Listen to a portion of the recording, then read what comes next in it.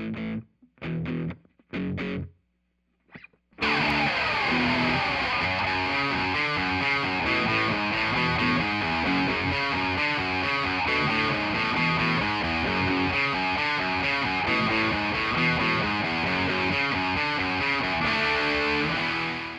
guys, this is Tristan here with Good Guitarist. Today we're going to learn the riff from Crazy Train. For being such a famous and awesome riff, it's actually really simple. We're going to stay in the same area of the guitar. We're just going to be playing downstrokes with our right hand the whole time, so it's really great if you're a beginner. You might also want to check out our ebook on riff and lead playing if that's new for you. It goes over a lot of great topics like hammer-ons and pull-offs, power chords, all the stuff that you need to play this kind of music. So please check that out in the description.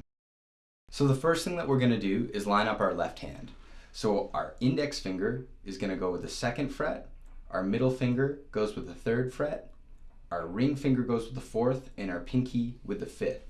Now that everything's in the right position, it's going to be a lot easier to go through this song. To start, I'm going to show you the whole riff really slowly.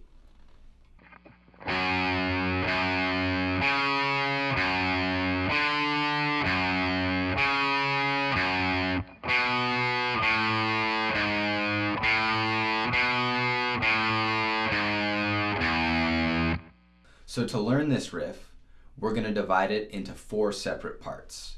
The first part goes like this. An easy way to play this part is to start with a power chord shape. So I'm putting my index finger on the 2nd fret of the low E string, and at the same time I'm putting my ring finger on the 4th fret of the A string.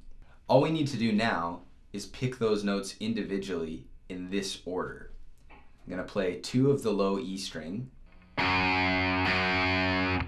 I'm going to play 1 of the A string, and 1 more on the low E string.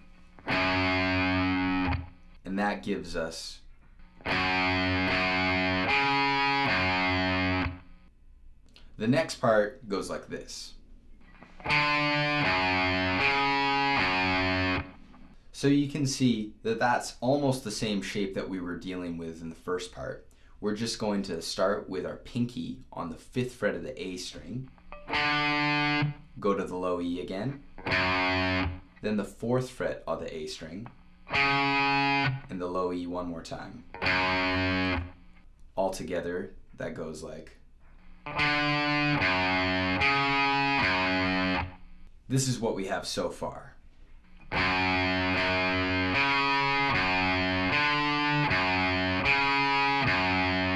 So the next part goes like this. So we're starting with a 2nd fret again, using our index finger of course, except this time it's on the A string.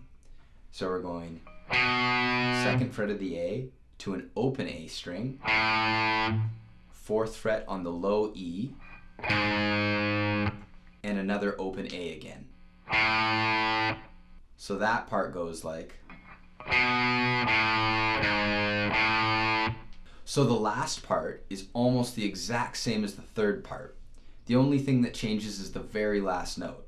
So we're going to start again on the 2nd fret of the A string, play our open A, 4th fret on the low E, and this time we're going to end on a low open E string. Altogether that goes like this. Let me play just the 3rd and 4th part for you.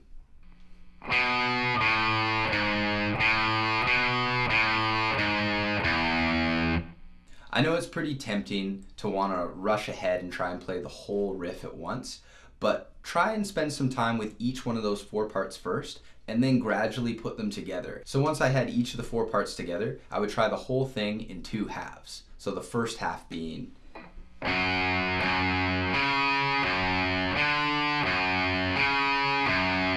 And I would try that a few times. Then I would move over and do the second half.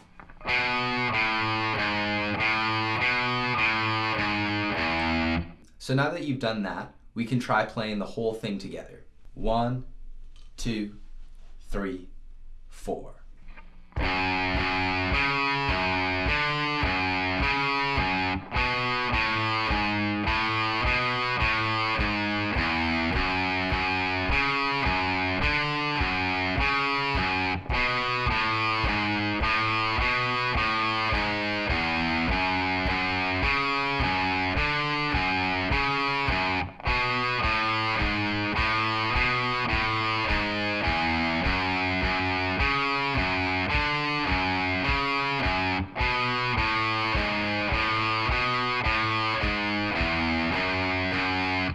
Awesome. So now that we have that together, we're going to add a couple more details just so it sounds just like the recording. So at the beginning of the song, there's a bass intro.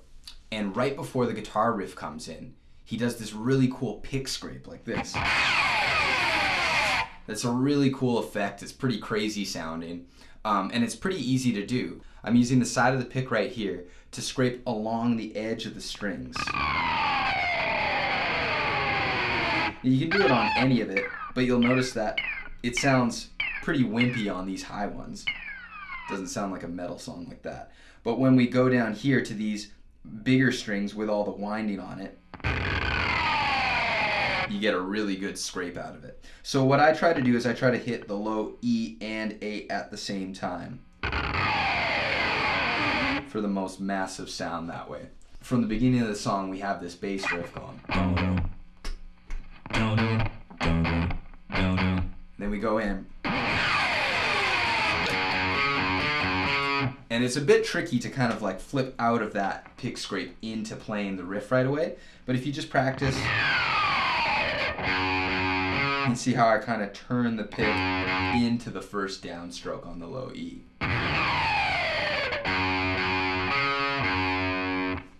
Okay, so we play the pick scrape and we go into the riff and we play it 4 times. 2, 3,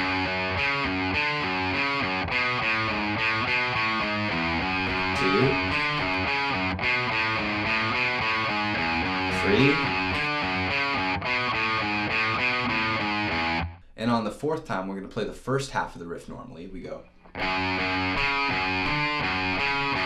But instead of playing the second half, we're going to replace that entire section with just 2 really basic open chords that you probably already know. We have a D and an E. Those are both open power chords, which you can find out more about in our ebook. So take a minute to practice switching from playing the riff to those open chords. Do it really slowly. We're going to go.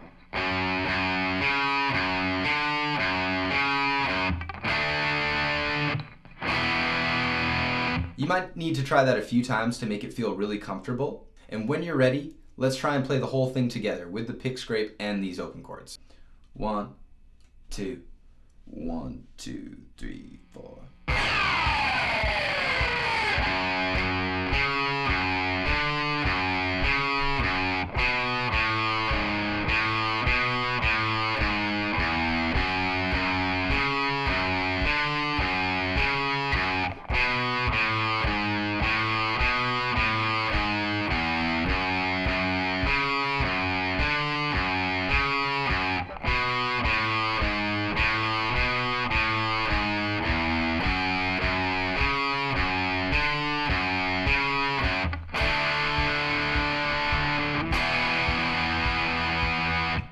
So that's how you play Crazy Train. Thanks for checking out our video. Please subscribe. If you're interested in more of this kind of playing, you should check out our ebook. There's a link in the description. Goes over all the things you need to know to play this kind of rock guitar, hammer-ons, pull-offs, bar chords, power chords. It's all in there. So yeah, we'll see you next time. Thanks.